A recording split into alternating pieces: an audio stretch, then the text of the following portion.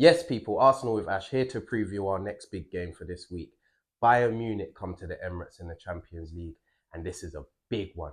Two top teams in the Champions League, first and second, and it's a big game. A European giant coming to the carpet, a team that have caused us hell over the last, 10, 15 years. But it's time for some revenge. It's time for a big win against Bayern Munich, man. It's really that time. It's going to be a difficult game, really difficult game, and we could have one eye on the Chelsea game, but we should be confident.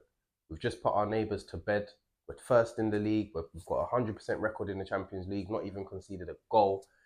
So we should be going into this game confident.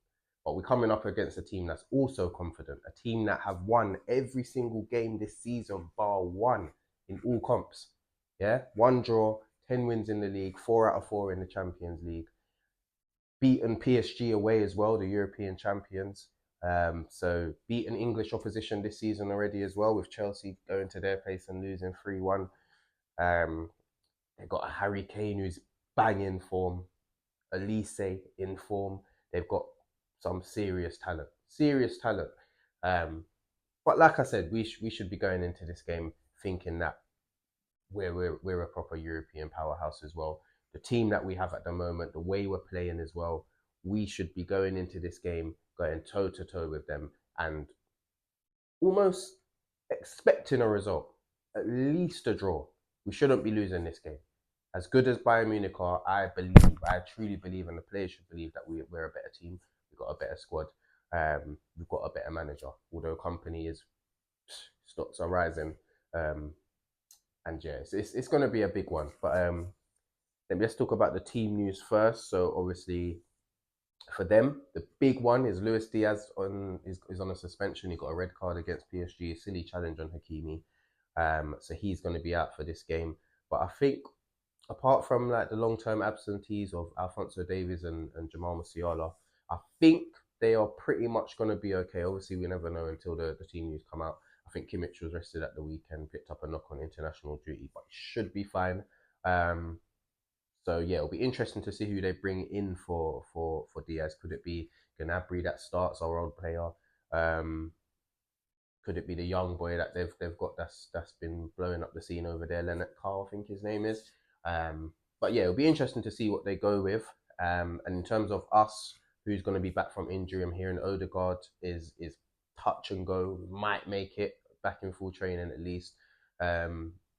Jesus, we know, won't be there, but Arteta said that he's going to be playing in a behind closed doors friendly to get him up to speed, so he's close. Gyökeres and Havertz, I think it's going to come too soon for them, but they could be available for the Chelsea game or the game after that. Madueke and Martinelli, we saw them back in the squad on Sunday, so they'll be fit. So it'll be interesting to see what we do. But yeah, we've got to go into this game. It'll be interesting to see how this pans out, because we're going to come up against a team which we haven't for a while that's going to go toe to toe with us. They're coming here to play football. They're not going to come here and sit behind the ball. That's just not in Vincent Kompany's DNA. When they last came here in the quarterfinals of the Champions League a couple of years ago, they had Thomas Tuchel, who does have that type of kind of like ability to adapt and change his approach. And he came into the Emirates and they didn't sit like completely defensively, but they had a plan. They tried to nullify us, and then in the second leg as well, even more so, they were just hitting us on the break pretty much. And yeah, but I can see this team with Vincent Kompany, they're going to be full of confidence, thinking they can come and get the 3 points. So yeah, it's going to be interesting to see us up against a team that's taking the game to us, and how we can affect them in like transitions and stuff. So I can see the possession being to and fro. I can see them having a lot of the ball, but then us having periods with the ball as well. And I back us to defend and getting into our shape, our mid to low block shape, and nullifying them. But obviously we've got to be wary of the likes of Harry Kane, the likes of Mikel Arteta, who are going to try and get on the ball and make things happen. But yeah, I think defensively we're a stronger side. I don't rate their defenders really. Who's it going to be? Jonathan Tah from Meccano. They're probably going to have Lima in one of the fullback positions. Not not your top echelon of defender, and we've got a defense that is the best in Europe, like without a shadow of a doubt. So I back our defense against their attack more than their defense against our attack, if that makes sense. So yeah, I think we can definitely do something here. However, there is a chance that we're going to make some changes, and it's to be expected with a big week that we've started. Um, so I can see the likes of Saka getting replaced by a Madueke. I can see Trossard being replaced by a Martinelli. Um, I can see a Calafiori being replaced by a Lewis Skelly. But either way, the drop off in quality between our starting 11 and our squad players is very, very small these days. And so whoever we put out there, we'll give them a game, and I think we've got a good chance of winning. So yeah, man, let's go with the predicted lineup. It's going to be David Raya in goal, number one, first choice. Hoping to get his 5th clean sheet in a row in the Champions League would be massive.